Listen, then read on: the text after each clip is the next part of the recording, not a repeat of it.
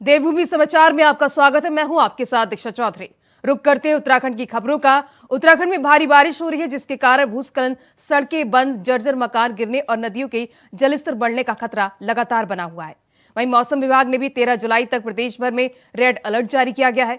बता दें कि नदियों के पास पहाड़ों में सफर कर रहे लोगों को मुख्यमंत्री पुष्कर सिंह धामी और प्रशासन ने विशेष ध्यान रखने की अपील की है।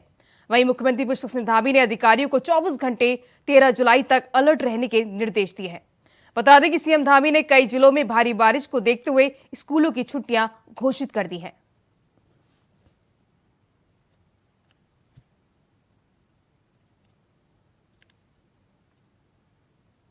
तो उत्तराखंड में भारी बारिश का कहर देखने को मिल रहा है। 13 जुलाई तक रेड अलर्ट जारी किया गया है। सीएम धामी ने भी लोगों से अपील की है। सीएम धामी ने लोगों से अपील की कि जरूरी ना हो तो पहाड़ों की यात्रा से बचें।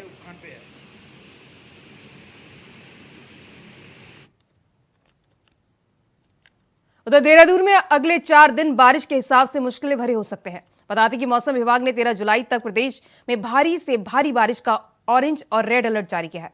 तभी मौसम विज्ञान केंद्र के निदेशक डॉक्टर विक्रम सिंह ने बताया कि आपदा प्रबंधन विभाग और जिला प्रशासन को हाई अलर्ट पर रहने के लिए कहा गया है। साथ ही बताया कि रविवार को प्रदेश के सभी जिलों में मध्यम से भारी बारिश हुई और कई इलाकों में भूस्खलन भी हुआ है। तो उत्तराखंड में अगले 4 दिनों तक अलर्ट जारी किया गया है। 13 जुलाई तक बारिश को लेकर ऑरेंज अलर्ट जारी किया गया है। तो भूस्खलन से नदियों का जलभराव को लेकर लोगों को दिक्कतों का सामना करना पड़ रहा है।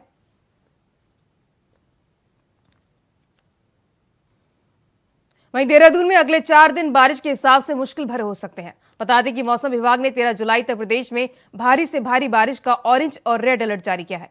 तभी मौसम विज्ञान केंद्र के निर्देशक डॉक्टर विक्रम सिंह ने बताया कि आपदा प्रबंधन विभाग और जिला प्रशासन को हाई अलर्ट पर रहने के लिए कहा गया है। साथ ही बताया कि रविवार को प्रदेश के सभी जिलों में मध्यम से भारी बारिश हुई और कई इलाकों में भूस्खलन भी हुआ है। तो उत्तराखंड में अगले 4 दिनों तक अलर्ट जारी किया गया है। 13 जुलाई तक बारिश का ऑरेंज अलर्ट जारी किया है। भूस्खलन से नदियों का जलस्तर बढ़ने का अलर्ट है।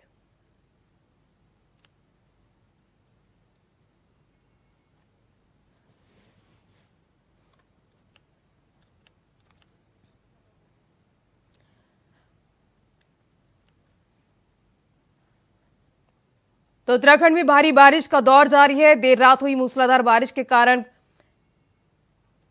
हर्षिल और बगोरी गांव के बीच बहने वाली जलधारी नदी उफान पर आ गई, जिससे हर्षिल क्वारक्यूटी ट्रैक को जोड़ने वाला पुल बह गया। भारी बारिश के कारण प्रदेश में जगह जगह से भूस्खलन की घटनाएं सामने आ रही हैं, जिसके कारण प्रदेश की 241 सड़कें बंद हैं। इसके साथ ही मौसम विभाग ने आने वाले 3 दिनों तक भारी बारिश का अलर्ट जारी किया है।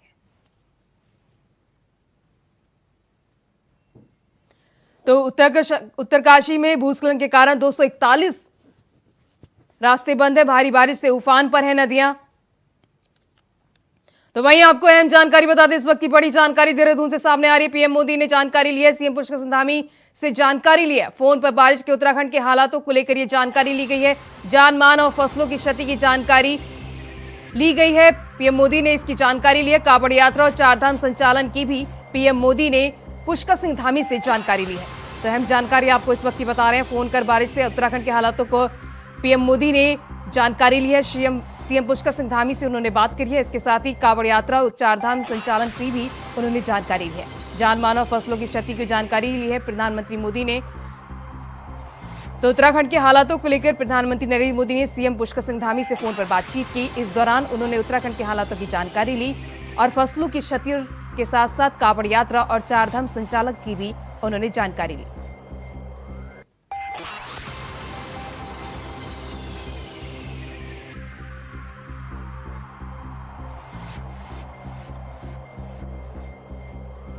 वहीं इस खबर पर ज्यादा जानकारी के लिए अवनीश प्रेमी फोन स्टेट हेड हमारे साथ जुड़ चुके हैं। अवनीश जी, पीएम मोदी ने सीएम पुष्कर सिंह धामी से बातचीत की है कांवड़ यात्रा को लेकर, इसके साथ ही उत्तराखंड के हालातों को लेकर उन्होंने बातचीत की है। दीक्षा, क्योंकि कई दिनों से लगातार बारिश हो रही है और खास बात यह है कि पहाड़ में जो जिला मुख्यालय है उनसे गांवों का संपर्क कट गया है। सर से टूटी हुई है। चारधाम यात्रा भी कहीं ना कहीं बाधित हो रही है। और खास बात यह है कि इस समय मैदानी इलाके यानी कि हम हरिद्वार ऋषिकेश की बात करें, गंगोत्री की बात करें, चारधाम की जो यात्रा तो है ही है, लेकिन सबसे बड़ी बात है कि एशिया की सबसे बड़ी कांवड़ यात्रा इस समय चल रही है, तो बरसात में वो भी कहीं ना कहीं बाधित होते हुए दिखाई दे रही है। तो इन तमाम मुद्दों को लेकर प्रधानमंत्री ने बातचीत की है मुख्यमंत्री पुष्कर सिंह धामी से, और जो हालात है उस पर विस्तृत चर्चा की है। अगर मैं आपसे पहले गढ़वाल की बात करूं तो गढ़वाल के जो अधिकांश हिस्से हैं मैदानी जिलों के, वो मुख्यालय से कटे हुए हैं। अधिकांश जो गांव हैं वहां पर सड़कें टूट गई हैं, जिला मुख्यालय से उनका संपर्क नहीं हो पा रहा है, तो हालात बहुत बदतर हैं। अगर हम मैदानी इलाकों की बात करें तो अधिकांश ऐसे इलाके हैं जहां पर जल भराव की स्थिति बनी हुई है, लोगों को भारी दिक्कतों का सामना पड़ रहा है, और जरा सी बारिश में ही पूरे के पूरे जो इलाके हैं वो जलमग्न यहाँ पर हो रहे हैं। कुमाऊं अवनीश की भी जी, अधिकांश कौन कौन स्थिति से ऐसी जिले है। प्रभावित हैं, जिसको लेकर मौसम विभाग ने भी अलर्ट जारी किया हुआ है? देखिए, इस समय जो कल की अगर हम बात करें तो जो मौसम विभाग ने हरिद्वार को लेकर अलर्ट जारी किया था, और साफ तौर जी। पर जिलाधिकारी को निर्देश दिए गए थे कि वहां पर सावधानी बरतें, क्योंकि जो गंगा का जलस्तर है वो लगातार बढ़ रहा है। लेकिन दीक्षा, मैं आपको ये बताना चाहूंगा, चारधाम यात्रा इस समय चल रही है और जिस तरह बारिश लगातार होती हुई दिखाई दे रही है, तो बहुत ज्यादा परेशानी प्रशासन के सामने है। और कई जिले तो उत्तराखंड के ऐसे हैं जहाँ पर 1 या 2 दिन के लिए स्कूलों को भी बंद कर दिया गया है। तो प्रधानमंत्री ने तमाम जानकारी वहां पर ली है कि हालात क्या है, कोई जान माल की हानि तो नहीं हुई है। जी। एसडीआरएफ, उत्तराखंड पुलिस और एनडीआरएफ किस तरह वहां पर काम कर रही है, इस सबको लेकर जानकारी ली है। तो हम कह सकते हैं कि जी। प्रधानमंत्री गंभीर है अवनीश जी, उत्तराखंड को एक लेकर। तरफ कांवड़ यात्रा और दूसरी तरफ चारधाम, तो इसको लेकर प्रशासन ने क्या तैयारी की है? देखिए, चारधाम को लेकर मैं आपको बता दूं कि चारधाम की यात्रा सुचारू रूप से चल रही है, लेकिन जैसे जैसे बारिश लगातार बढ़ रही है तो कुछ समय के लिए यात्रा को रोक दिया गया है। कल की अगर हम बात करें तो कल रात 8 बजे से लेकर सुबह 4 बजे तक के लिए यात्रा को रोक दिया गया था, लेकिन मौसम के ऊपर सारी चीजें निर्भर कर रही है। जैसे मौसम खुल रहा है, यात्रा सुचारू रूप से चल रही है, लेकिन मुख्यमंत्री ने भी साफ तौर पर यात्रियों से अपील की थी कि जब वो चारधाम की यात्रा पर आए तो पहले मौसम के बारे में तमाम जानकारी हासिल कर ले और तमाम सामान के साथ ही आए, जिसमें छाता है, टॉर्च है, बैटरी है। दूसरी अगर हम यात्रा की बात करें, कांवड़ यात्रा की, तो कांवड़ यात्रा सुचारू रूप से चल रही है और निरंतर इसमें भीड़ लगातार बढ़ रही है। लेकिन ये अच्छी बात है कि प्रधानमंत्री खुद कांवड़ यात्रा उत्तराखंड और इसके साथ साथ चारधाम यात्रा की मॉनिटरिंग में वहां पर कर रहे हैं, और मुख्यमंत्री पुष्कर सिंह धामी से लगातार टच में है। आज भी उन्होंने कम से कम 15 मिनट मुख्यमंत्री से इस बारे में बातचीत की है। जी, तमाम जानकारी साझा करने के लिए आपका बहुत बहुत शुक्रिया। तो धन्यवाद। वही बढ़ते हैं रुक अगली खबर का। देहरादून डाक पत्थर यमुना नदी से बने टापू पर आज कुछ लोग फंस गए, जिसके बाद पुलिस चौकी डाक पत्थर ने एसडीआरएफ को सूचना दी गई और डाक पत्थर पर यमुना पुल नंबर 1 की नदी का जलस्तर बढ़ने से नदी के बीच बने टापू पर कुछ लोग फंसे हुए हैं, जिनको निकाला जाना अति आवश्यक है। सूचना प्राप्त होते ही अपर उप निरीक्षक सुरेश तोमर के एसडीआरएफ रेस्क्यू टीम के साथ तत्काल घटनास्थल के लिए रवाना हो गए। बता दें कि घटनास्थल पर फंसे हुए लोगों को नदी में दैनिक श्रम का कार्य करते थे, जो हाल में वैकल्पिक रूप से नदी किनारे निवास कर रहे थे। रात्रि में नदी का जलस्तर अत्यधिक बढ़ जाने के कारण नदी में बने टापू में फंस गए। एसडीआरएफ रेस्क्यू टीम ने कड़ी मशक्कत करते हुए राफ्ट के माध्यम से घटनास्थल पर पहुंचकर फंसे हुए 12 लोगों को सकुशल निकालकर सुरक्षित स्थान पर पहुंचाया।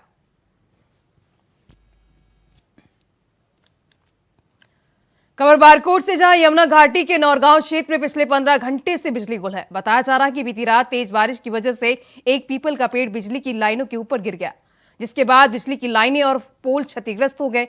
लेकिन अभी भी क्षेत्र में बिजली ठीक नहीं की जा सकी है। बता दें कि बिजली महकमा बिजली का नया पोल लगा रही है और लाइनें ठीक करने में जुटी हुई है।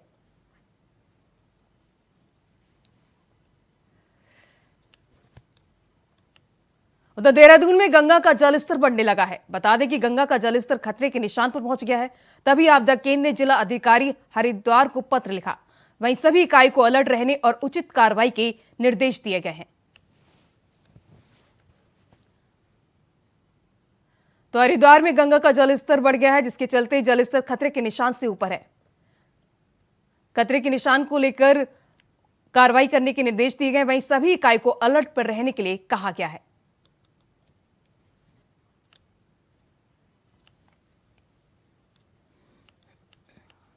देहरादून जिले में पिछले 35 घंटे से लगातार बारिश देखने को मिली है, जिसके बाद से देहरादून के कई इलाकों में आपदा की हालत कई जगहों पर दिखाई दे रही है। वहीं लगातार बारिश के चलते चक्राता के सिलीखंड कुकेन में एक स्कूल आपदा की भेंट चढ़ गया। तो देहरादून में पिछले 35 घंटे से लगातार बारिश हो रही है, जिसके चलते कई इलाकों में आपदा जैसे हालात बने हुए हैं। जिसके चलते लोगों को दिक्कतों का भी सामना करना पड़ रहा है।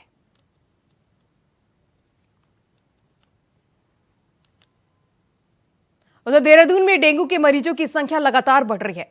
रविवार को डेंगू के 6 मरीज मिले हैं। सभी मरीजों का इलाज अस्पताल में चल रहा है। ये मरीज अजबपुर, त्यागी road, GMC road, Dharampur, Kangri चौक के एरिया में मिले हैं। बता दें कि इन एरिया को हाई रिस्क जोन में रखा गया है। यहां फॉगिंग करने के साथ ही डेंगू के अन्य संभावित मरीजों को खोजा जाएगा। वहीं जिले में अब तक कुल मरीजों की संख्या बढ़कर 28 हो गई है। तो देहरादून में डेंगू के लगातार मरीज सामने आ रहे हैं। मरीजों की संख्या बढ़कर 28 हो गई है। मरीजों का इलाज अस्पताल में जारी है। इसको लेकर प्रशासन भी अलर्ट मोड पर नजर आ रहा है। लगातार फॉगिंग की जा रही है प्रदेश भर में।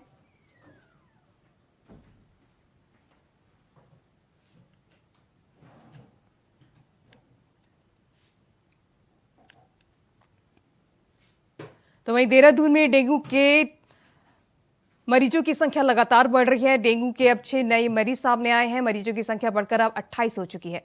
जिनका मरीजों का अस्पताल में भर्ती है, उनका इलाज किया जा रहा है। वहीं पुलिस प्रशासन भी अलर्ट मोड में नजर आ रहा है। प्रशासन की तरफ से फॉगिंग की जा रही है जगह जगह पर। इसके साथ ही सतर्क रहने को भी कहा जा रहा है।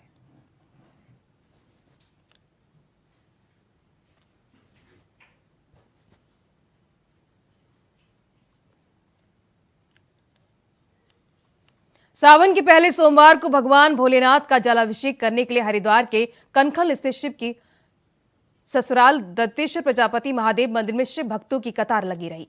भारी संख्या में भक्त भगवान भोले शंकर के जलाभिषेक के लिए मंदिर पहुंचे। मान्यता है कि भगवान शिव सावन के महीने में अपने ससुराल में रहते हैं और यहीं से सृष्टि का संचालन करते हैं। ऐसे में सावन के सोमवार को यहां भगवान शंकर का जलाभिषेक करने से सभी मनोकामनाएं पूरी होती है। तो सावन के पहले सोमवार को लेकर शिव मंदिरों में भक्तों का तांता लगा देखने को मिला। सावन का पहला सोमवार को लेकर भक्तों की भारी भीड़ मंदिरों में पहुंची। वहीं हरिद्वार में शिवालय में लगा भक्तों का तांता। भारी संख्या में मंदिर पहुंचे भक्त। दमकेश्वर महादेव मंदिर में भी लोगों की भीड़ देखने को मिली।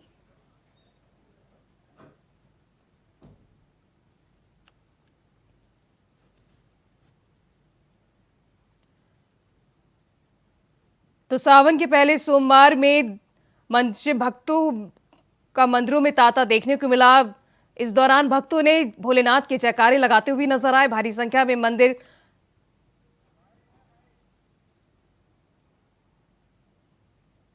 भगवान की ससुराल है, भगवान भोलेनाथ की ससुराल है। दुनिया का प्रथम विवाह भगवान शिव और सती का इसी जगह पे कनखल में हुआ था। और श्रावण के महीने में भगवान शिव ने अपने ससुर राजा दक्ष को ये वरदान दिया था कि हे राजा दक्ष, सावन के महीने में मैं यहीं पर निवास किया करूंगा और तुम्हारे ही नाम से जाना जाऊंगा और पूजा जाऊंगा। तो भगवान शिव यहाँ राजा दक्ष के कटे हुए धड़ के रूप में विराजमान है और उन्हीं के नाम से जाने। यहाँ पे ना शिव जी की ससुराल है और पहले से कहते हैं कि शिव जी का मतलब यहीं पे निवास है और मतलब रहते हैं और हमारी सारी मनोकामना पूर्ण होती है और यहीं हमारी पहले से ही आस्था है और श्रद्धा है हमारी। मन में बहुत श्रद्धा है। यहाँ जो भी कोई मनोकामना मांगते हैं वो सारी पूरी होती हैं और मैं तो भाई जितनी भी मनोकामनाएं सारी यहीं से ही पूरी होती है। दक्ष मंदिर का बहुत महत्व है यहाँ पे। जनता जी बहुत सुनी जब हम तो यहाँ पहली बार आए नहीं, सभी भक्तों को लेकर के अपने साथ में ना गाजियाबाद से यहाँ आए हुए ने कि कनखल में सुना है भगवान भोलेनाथ विराजमान है, माता सती हुई हैं, तो इसलिए अपने भक्तों को साथ में लेकर के आए कि वहाँ के दर्शन करना जरूरी है। क्या नाम है आपका? कविता। जल चढ़ाया आज, पहला सोमवार है हाँ सावन जी, का। हाँ क्या जी। मन में है, क्या मान्यता है यहाँ की? श्रद्धा है पूरी और बाबा पे पहले से बचपन से ही आ रहे हैं और बस बाबा के दर्शन हो गए, सबसे बढ़िया है। यही सारी संपूर्ण मतलब ब्रह्मांड की सृष्टि करता है, इनमें पूरा विश्वास है। खबर देहरादून से, जहां सावन के पहले सोमवार पर मंदिरों में आस्था का दौर जारी है। तो वहीं राजधानी देहरादून से बेहद शर्मनाक खबर सामने आई, जहां सावन के पहले सोमवार को शिवालय में जल चढ़ाने गई किशोरी से छेड़छाड़ की घटना सामने आई, जिसका आरोप मंदिर के पुजारी पर लगा है। किशोरी के शोर मचाने पर भीड़ इकट्ठी हुई और देखते ही देखते हिंदू संगठन और पुलिस भी मौके पर पहुंच गई और आरोपी पुजारी को गिरफ्तार कर लिया और रिपोर्ट दर्ज कर आगे की कार्रवाई शुरू कर दी है।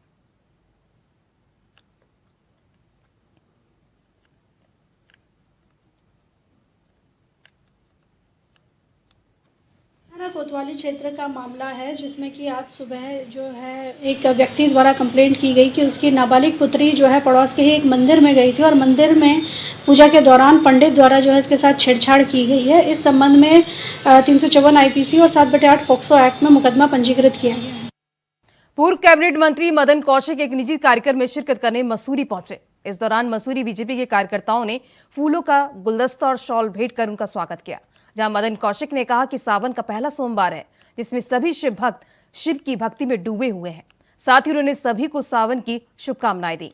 उन्होंने प्रदेश में मंत्रिमंडल विस्तार को लेकर कहा कि वो मुख्यमंत्री और केंद्र का फैसला है, किसको मंत्रिमंडल में शामिल करते हैं, किसको नहीं करते हैं। साथ ही धामी सरकार की तारीफ करते हुए उन्होंने कहा कि 2 साल की पुष्कर सिंह धामी की सरकार ने कई ऐतिहासिक फैसले लिए गए हैं।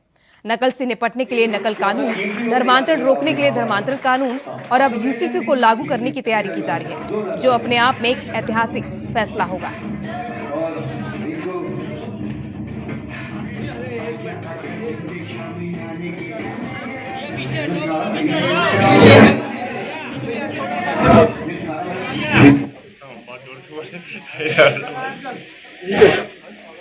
इधर से आ जाओ, इधर से थोड़ा सा ऐसे आ जाओ। आज ये हमारे एक राजस्थान के मित्र हैं, उन्होंने एक कार्यक्रम यहाँ रखा है, तो इस कार्यक्रम के निमित्त यहाँ मुझे आना हुआ है। तो आजकल सावन है, तो सावन में कावड़ियों का अलग ही आनंद है, बहुत ज़्यादा। आज पहला सोमवार है, इसके लिए भी सबको बधाई शुभकामनाएं देता हूँ। मुख्यमंत्री जी या केंद्रीय नेतृत्व तय करके जब भी होगा उसमें उसी रूप में उसको आगे बढ़ाएंगे। वर्षों की अपेक्षा इस वर्ष कावड़ की जो संख्या है वो बहुत ज़्यादा है, लेकिन इसी आधार पर तैयारी भी है। आप देखेंगे कि चाहे कावड़ियों के स्वागत की बात मुख्यमंत्री जी ने जाकर स्वयं की हो, चाहे कावड़ियों के लिए व्यवस्थाओं की बात की हो, इसमें भारतीय जनता पार्टी के कार्यकर्ता भी दिन रात लगे हुए हैं, सामाजिक संगठन भी लगे हुए हैं, धार्मिक रूप में काम करने वाले लोग भी लगे हुए हैं। कावड़ियों के लिए एक अच्छी व्यवस्था हो, सरकार ने उत्तर प्रदेश सरकार के साथ मिलकर और एक अच्छी व्यवस्था बनाई है, इसके लिए सरकार को बधाई देता हूँ। कोई धार्मिक रूप से कोई काम होता है, उसकी सच्चाई जाने बिना, सच्चाई वही जान सकता है जो वहाँ रहते हैं, तो उसका क्या है कैसे है उन्हीं ने बताने की आवश्यकता इस रूप में रहती है। लेकिन आप बिना सच्चाई जाने और एकदम रिएक्शन व्यक्त करते हैं, प्रतिक्रिया व्यक्त करते हैं, इससे कहीं ना कहीं एक बहुत बड़ा समाज जो एक आस्था के साथ जुड़ा है उसके मन में भी प्रभाव रहता है, जो नहीं होना चाहिए। तो कांग्रेस का अपना मामला है, लेकिन हरिद्वार लोकसभा भारतीय जनता पार्टी 2014 और 19 जिस मार्जिन से जीती थी, 2024 में। तो फिलहाल वक्त हो चला है छोटे से ब्रेक का, फौरन हाजिर होंगे। आजकल उत्तराखंड ब्रेक के बाद बढ़ते हैं आगे। उत्तराखंड कांग्रेस की मुख्य प्रदेश प्रवक्ता गरिमा दसौनी ने एक बार फिर बीजेपी नेताओं पर जुबानी हमला बोलते हुए कहा कि आज बीजेपी नेता कांग्रेस के नेताओं पर प्रसाद ग्रहण करने के बहाने बद्री केदार अपमान करने का आरोप लगा रहे हैं, जबकि बीजेपी नेताओं को सच्चाई दिखाई नहीं दे रही है। कांग्रेस के मुख्य प्रवक्ता ने कहा कि पार्टी के राष्ट्रीय अध्यक्ष मल्लिकार्जुन खड़गे 81 साल के हैं, ऐसे में वहां हर व्यक्ति से वह खड़े होकर नहीं मिल सकते हैं, जबकि उन्होंने बद्रीनाथ केदारनाथ के प्रसाद को माथे से लगाकर अपनी अलमारी में रखने का काम किया है। वहीं बीजेपी को सच्चाई की जगह पर कुछ और ही दिखाने लगती है। ये पहले अपने गिरेबान में झांक कर देखें कि उनके नेता किस तरह से धामों का अपमान कर रहे हैं।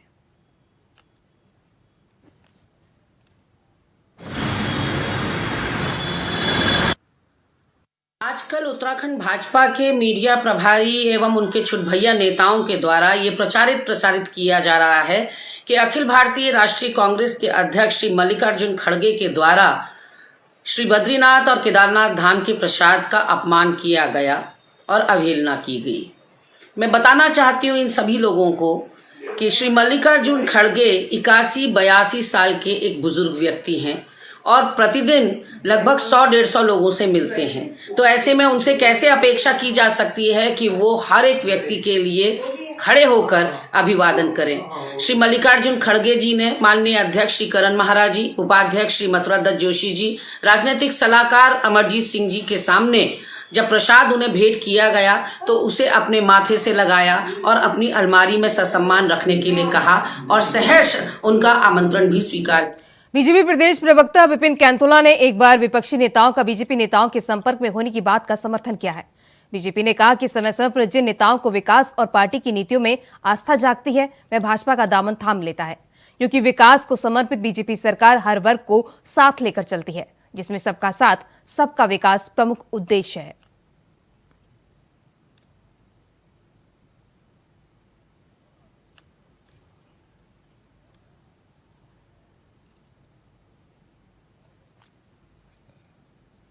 भारतीय जनता पार्टी का मिशन है और हमारी सरकारों का मिशन है कि हम बेहतर गवर्नेंस दे सकें, अच्छी सरकार हम दे सकें, अच्छे जन आकांक्षी योजनाओं को लागू कर सकें। ये सारी चीज़ें जो जिस प्रकार से मिशन उसन होता है, ये अन्य चीज़ें होती हैं। समय समय पर जो भी लोग जिनकी आस्था भारतीय जनता पार्टी पे, उनके विकास कामों को लेकर के हमारे जो तमाम नेता हैं उनसे प्रभावित होकर के लोग आते हैं, प्रभावित होकर लोग आते हैं, समय समय पर आते रहते हैं। ऐसा विकासनगर में सावन के पहले सोमवार को भक्तजनों ने भगवान शिव का जलाभिषेक किया। आप तस्वीरों में देख सकते हैं कि कैसे भक्तजन विकासनगर के एंटनबाग शिव मंदिर में जलाभिषेक कर रहे हैं। आज सावन का पहला सोमवार है, जिसको लेकर भक्तों में भारी उत्साह देखने को मिला।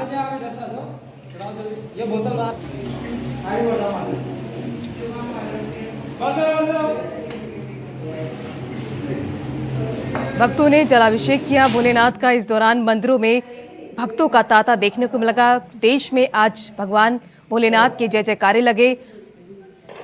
सावन के पहले सोमवार को लेकर शिव भक्तों को लेकर भारी उत्साह देखने को मिला। वहीं भोलेनाथ के मंदिर में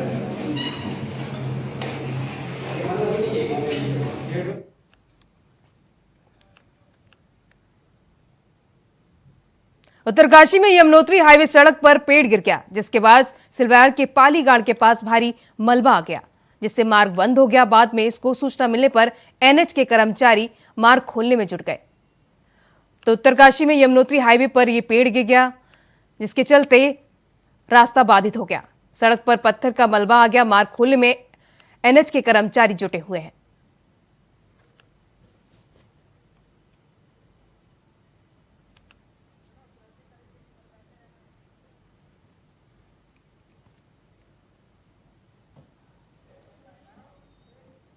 तो देवभूमि समाचार में बस इतना ही। खबरें लगातार जारी हैं इंडिया वॉइस पर। नमस्कार।